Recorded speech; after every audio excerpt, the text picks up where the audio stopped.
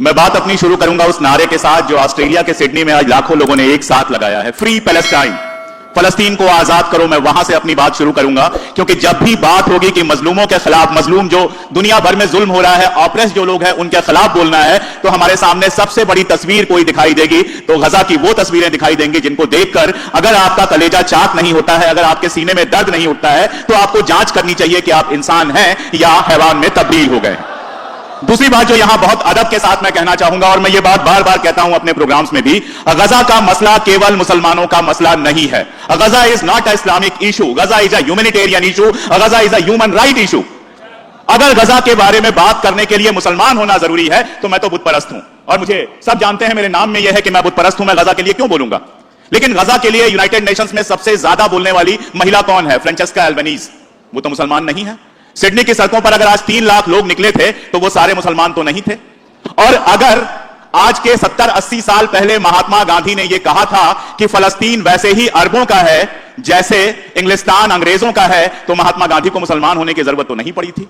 अगर मेरे लीडर जवाहरलाल नेहरू ने यह बात कही थी कि फलस्तीन जो है वो अरबों का है और वहां पर जो कब्जा है ज़ायनिस्टों का वो गलत है, तो यह कहने के लिए उनको मुसलमान तो नहीं होना पड़ा था।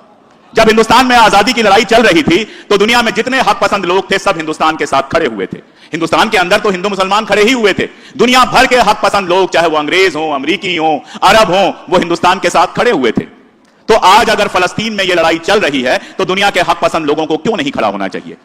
क्या इससे बुरा कुछ हो सकता है कि पिछले 2 साल से हम देख रहे हैं कि लगातार बच्चों को मारा जा रहा है? क्या सेकेंड वर्ल्ड वॉर के बाद किसी ने यह सुना है कि इस बड़े पैमाने पर बच्चों को मारा जा रहा है? इजराइल के ज़ायनिस्ट मिनिस्टर कहते हैं कि गजा का रहने वाला हर बच्चा टेररिस्ट है। मैं आपको याद दिला दूं कि गजा के एक प्राइम मिनिस्टर ने कहा था कि यहूदियों ने, या ज़ायनिस्ट मैं कहूंगा क्योंकि यहूदियों में भी बहुत सारे ऐसे लोग हैं जो गजा के साथ खड़े होते हैं, मैं बात करूंगा उस पर। उन्होंने कहा था कि ज़ायनिस्टों ने जो टेररिज्म किया था फलस्तीन पर कब्जे के लिए वो तो ठीक था, लेकिन फलस्तीनी अगर हथियार उठा दें तो वो गलत हो जाएगा, वो गलत है। इस तरह से दुनिया चलती है कि जो अमेरिका के साथ खड़ा हो वो तो नहीं है टेररिस्ट। वो चाहे बच्चों को मार दे, चाहे हामला औरतों को मार दे। आप कल्पना कीजिए, शैतान का हाथ भी एक बार कांप जाएगा गर्भवती महिला के ऊपर गोली चलाने में, लेकिन यहां तो शैतानियत की हदें भी पार कर दी हैं। दुनिया की किसी जबान में कोई ऐसा लफ्ज नहीं है जो उस हरकत को कहीं से डिफाइन भी कर सके, किसी जबान में नहीं है, क्योंकि दुनिया में कभी ऐसा हुआ नहीं।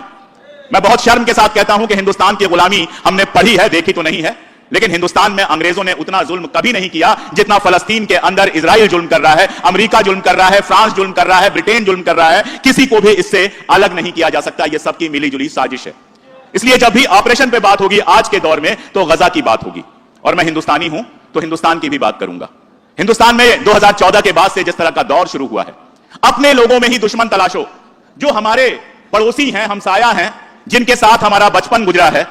मेरे गांव में ताजिया आता था, मेरे दरवाजे पर आता था, और मेरे बाबा और दादी निकलते थे और वहां पर जो कुछ होता था वो करते थे। इस तरह के माहौल में हम बड़े हुए, और अचानक हमें बताया गया कि मुसलमान तो दुश्मन है। कब हो गए दुश्मन? कब? अभी तो हम ईद में सिवैयां खा रहे थे, अभी तो हम होली को शाम को गले मिल रहे थे, अभी तो दिवाली को हम हंसी ठट्ठे कर रहे थे। कब दुश्मन हो गए? किसने बना दिया दुश्मन? और केवल मुसलमानों का मामला अब तो नहीं रह गया है। अगर सिख कुछ बोले तो खालिस्तानी, बंगाली बोलता है तो बांग्लादेशी, कल को कन्नड़ बोलने वाले को भी कुछ कह दिया जाएगा, तमिल बोलने वाले को भी कुछ कह दिया जाएगा, और पूरे हिंदुस्तान को इतने टुकड़ों में तकसीम कर दिया जाएगा जितना तो अंग्रेज भी नहीं कर पाए। एक आदमी ट्रेन में चल रहा है, अपना टिफिन खोलता है और उसको लिंच कर दिया जाता है। एक आदमी सड़क पर चल रहा है अपने तरीके से और उसको लिंच कर दिया जाता है। अगर यह जुल्म नहीं है तो क्या है? और सबसे आश्चर्यजनक बात यह है कि इस तरह के जुल्म को हमारे हाईएस्ट लेवल के जो लीडर्स हैं उनसे तारीफ मिलती है। जो कल हत्यारा होता है वो आज संसद में आकर बैठ जाता है, जो कल बम फोड़ने का आरोपी होता है वो विधायक बन जाता है और सांसद बन जाता है, और यह सब हमारी आंखों के सामने हो रहा है। महज 80 साल बीते, 70 साल बीते जब यह देश आजाद हुआ था और हम पढ़ते थे अनेकता में एकता, यूनिटी इन डाइवर्सिटी, कि हम अलग अलग हैं, हमारे मजहब अलग अलग हो सकते हैं, हमारी जबानें अलग अलग हो सकती हैं, हमारी शक्लें अलग अलग हो सकती हैं, लेकिन हम सबसे पहले हिंदुस्तानी हैं। और हिंदुस्तान के आईन ने हमको यह हक दिया कि जिसको पूजा करनी है वो पूजा करे, जिसको नमाज पढ़नी है वो नमाज पढ़े, जिसको चर्च में जाना है वो चर्च में जाए, जिसको गुरुद्वारे में जाना है वो गुरुद्वारे में जाए। यह आईन तो हमारे लोगों ने मिलकर बनाया था ना। बाबा साहब अंबेडकर से लेकर मौलाना आजाद तक, पंडित नेहरू से लेकर राजेंद्र प्रसाद तक, नाम गिनते जाइए। हर कौम, हर मजहब के लोग बैठे थे और बैठ के उस पंचायत में तय किया गया था कि इस मुल्क के अंदर हिंदू और मुसलमान एक साथ रहेंगे। फिर उस आईन के रहते ऐसा क्या हुआ कि अब दुश्मन बनाने का एक तमाशा चल चला है, सिलसिला चल चला है, और इसका अंजाम क्या हुआ? दुनिया हमारे साथ खड़ी होती थी। दुनिया में हम गर्व से कहते थे कि हम गांधी का मुल्क हैं, हमारे मुल्क में अलग अलग मजहब के लोग एक साथ रहते हैं और दुनिया हमारी इज्जत करती थी। जब हमने ये छोड़ दिया तो क्या हुआ? पाकिस्तान के साथ आपने स्कर्मिश किया और दुनिया का एक मुल्क आपके साथ खड़ा नहीं हुआ।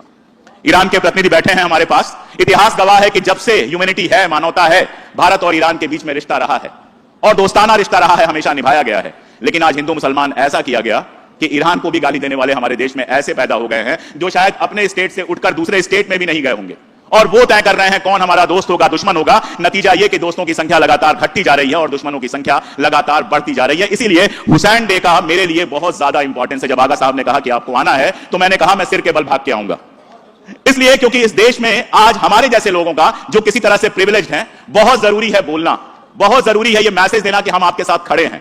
इस आंधी में हम नहीं बहे हैं, नहीं बहेंगे, आपके साथ लड़ेंगे और अगर शहीद ही होना पड़ा तो आपके साथ शहीद होंगे। ये कहना बहुत जरूरी है, बार बार कहना बहुत जरूरी है कि मजहब हमारे घर के भीतर का मामला है। आप घर के अंदर पूजा करते हैं, घर के अंदर नमाज पढ़ते हैं, घर के अंदर कुछ नहीं करते हैं, यह आपकी आजादी है, आईन हमको आजादी देता है ये। लेकिन किसी को हक नहीं है कि वो आपके ऊपर इसलिए सवाल उठाए क्योंकि आपका नाम मेरे नाम से अलग है। किसी को यह हक नहीं है।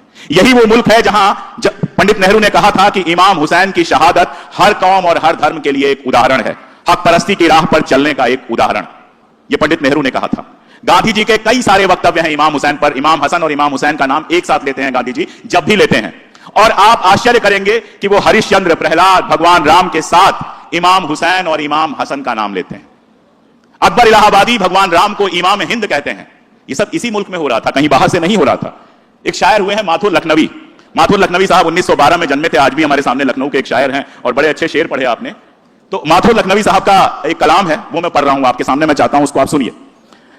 आंख में उनकी जगह दिल में मकान शब्बीर का, ये जमीन शब्बीर की, ये आसमां शब्बीर का।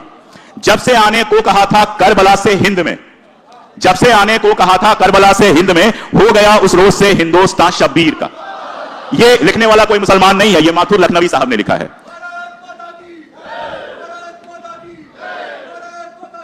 चार लाइनें मैं उनकी और पढ़ रहा हूं, मुझे इतनी पसंद आई कि मैंने नोट कर लिया।